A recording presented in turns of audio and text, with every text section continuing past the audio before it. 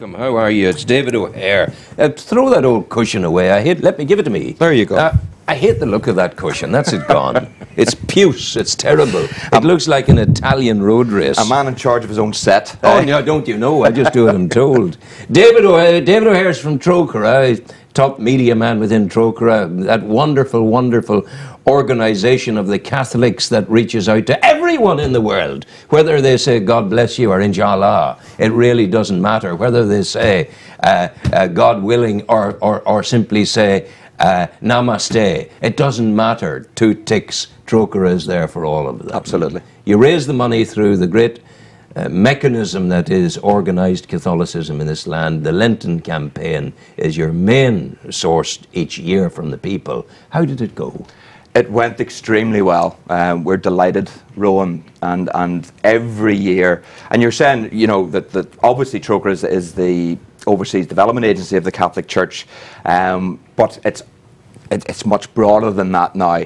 The church is so important to us to raise the money, and we would see ourselves as a conduit. Yes, between people here at home, you know, both within the church and without, to be able to channel their concern for those who are less well off. And the campaign, as you've rightly said, is the Lenten campaign is our biggest fundraising and awareness raising campaign of the year, and this year was phenomenal. In the north here, now I can't give definitive figures because we're still trying to pull those together. Go ahead. We actually this year were very fortunate in that we had a UK match funding. I was going to say that. Yes. You got matching funding. We got matching funding. So what that basically meant for those who maybe didn't hear about it was that the UK government pledged to match every pound donated in Northern Ireland to Trócaire's Lenten campaign, pound for pound. Yeah. And the target set for that was 1.65 million. Yes. And I am delighted, and I hope I'm not preempting things, but I'm delighted to be able to tell people that it looks like we have reached that 1.65 million. Fantastic. And that is entirely down to the folks out there. And is that 1.5 million, then there'll be another 1.5 million on top? Absolutely. We've reached 1.65 million, and that will be matched. So that's an extra 1.65 million. Well done. And well done to government. Well done to government, of course. We're starting to shake them down a wee bit. But most importantly, you know, why I'm here this morning is to say thank you to the people out there. Because, you know, we're overwhelmed is the only way to describe it every single year. But you see, it's in our nature. The news this morning tells us that Ireland has been, not elected, has been selected as the top humanitarian country in the world. That's it's a new appellation, and that's what we are. But I mean, we've had it all through when we were growing up at our mother's knees, listening to the Kennedys of Castle Ross. You're too young for that. But the Black Babies was always there. It was put into us. You know, we have fellas like Richard in Children in Crossfire. Richard Moore. It was put into him that even though a man took his sight away, he forgive him. Absolutely. It's the nature of us. It is. And on one hand, we might be allegiates, but on the other hand, we're followers of the simple message of love of the Christian God. We can be very hard on ourselves sometimes and concentrate on the negatives. But, I mean, it's quite humbling when you work for an organisation like Trócaire to see that support from ordinary people here. And, you know, they're saying that Ireland's the top humanitarian country, or whatever way they've phrased it. It doesn't surprise me in the slightest. I would go further than that and say the north of Ireland, per capita, is unbelievable. Unbelievable. Derry, Newry, all the rest of it. You know, from Derry to Newry and in between. And that's one of the joys of the Lenten campaign. You know, we do a lot of outreach, as we call it, during Lent. So everyone from the Trócaire office will be out in schools, they'll be speaking. People are hearing the message. They're hearing the message, but they're interested, and people are very interested, Rowan, as you know, in hearing the difference that the money makes. Yes.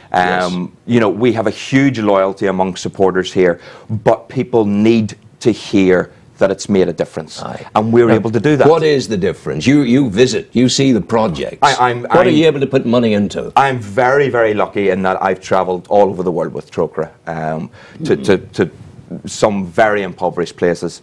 And I was in Malawi. The Lenten campaign this year focused on Malawi. Now, our Lenten campaign, every year we pick a country or a subject that kind of is an example of the work we do worldwide. Yeah. And we picked Malawi this year. So I was in Malawi in late February, early March, just before Lent kicked off, and saw the huge issues that people have there. You know, very, very basic stuff, as basic as being able to just grow enough food to feed their families, you know. So it's not hugely aspirational. It is basically being able to survive on a day-to-day basis. Yes. Yeah. And water was the big issue. Water was a huge issue. And I actually visited the family. I think I said this to you. The last time I was down, I visited, the little girl in the box was called Ernestina. So there's always a child or a family on the box. Beautiful little girl. And I was lucky enough to visit Ernestina's village. And literally 3 months before I'd been there, so at the end of last year, they had no water source apart from the river. They would go and walk the kilometre to the river and then fill up the stuff and bucket it in, and it'd be fuzzy and dirty. Then they'd carry it back with them. That's it. And as you just said there, it was dirty water. It was dirty water. And I went down to the river to see where the water source was, and you walk back up that. It was like that kind of incline. And this little girl was carrying maybe 25 litres of water on her head. Now, I could hardly lift 25 litres of water. I know. And she had to get up at 5 o'clock every morning. Absolutely. She had to walk that kilometre to make sure the family had water. When I visited, a borehole had just been installed. Paid for by the people watching. Well done. And, well done, guys. And it absolutely is well done. And the difference that has made to that community is just, it's night and day. Their existence is backbreaking for the people. I've seen in my projects where women and girls, they have loads of firewood, bush firewood, that is maybe 7 feet long by 4 feet tall by 3 feet wide. That's wood to burn fuel. And they're carrying this back on their heads. Now, it's phenomenal what these people come through. Absolutely. And you'll find that the burden, because maybe the men of the village are in the fields, a huge burden goes to the women. Is placed on women and children. I always say, if you come back in another life, pray hard that you don't come back as a northern Nigerian camel or a northern Nigerian woman. Because they're just beasts of burden, you know. Well, I always remember a poster that I saw in our office, which was, I think it was something like 90% of the goods in Africa are not carried by trains, planes, or trucks. They're carried by women. Yeah, women indeed. And very important in our work, gender equality is a massively important issue for us. Because it's only by women and men working closely together that they will be able to plan for the future. But even in that planning for the future, in education, for example, if you don't mind me mentioning what we've had to do in terms of saying, if a family wants a son to come to our school, he may not come unless the girl child comes as well. And we have a dry season literacy course where the people are not farming in the dry season, so the family can come. And we have as many as 600-700 people in the compound, all getting the rudiments of education. So you would invite the whole family? The whole family would come in. Everybody's there. Fantastic. And then you find really they live in the outhouses and around the surrounding compound, and little groups form. Maybe it's a family group, maybe it's a couple of mates, maybe it's a half a dozen lads, and they dig out the trench for the fire and they do their own cooking. And for the time of the dry season course, they start to learn, and though they're supported by the older folk who are there as well, and then the population of 600-700 that comes into the school each year, the new population coming in, is in part taken from the dry season course. Okay. And the other thing you'll love is that there is a system of promise, marriage promise given by the elder, and your daughter will become mine when she reaches a certain age. We will not accept people, girls, into the school. Families, they must sign the anti-proposal pledge. Okay. So that we've ended. That started with everybody signing the pledge, and we had nobody saying don't do it. Now we have 300 families saying we will not be involved in this Sandy carry-on. But we're all we're all marching to the same drum beat. Do you find, Rowan, that the thirst for education is huge? Yeah, huge. Yeah. And but more than the thirst, what fascinates me is, and you will have seen this, the ability to be educated is huge. Yeah. These people just, wow, it's absorption par excellence. They're very, very good. But people say they're terrible, this, that, and the other. But I remember coming on a long journey, and the tracking rod of the pickup, the front tracking rod, went, and we had no steerage. And we're now 500 metres down a long, straight stretch of sandy road. I've always said Sandy Row there. Sandy Road. And we've got to find this again to get us moving. And the lads who were with us, they said, don't worry, we'll get it. They went back and they walked and they got the one nut that got us going. Great, great, great innovative people. Yeah, very much so. And actually that's a very good point that's maybe worth making at the moment. It's not just Trócaire, but other organisations like your own, etc. It's not a question of charity. No, it's not a question of. It's not about charity. It's about justice. Yeah. It's a matter of justice, and it's a matter of a hand up, not a handout. No. And it's just giving people that little bit of support they need to be able to take their own destiny into their own hands. I remember 40 years ago at Biafra, at that time, I remember saying then and talking at the World Food Congress at The Hague, when the year that England won the World Cup, 66. I was at that time of saying, we must, it's about what you have just said. It's not about charity, it's about justice, because it's also about self-preservation. Because if we don't look after the majority world, they're going to come looking for us to take what we have. Trócaire was formed in 1973. Yeah. And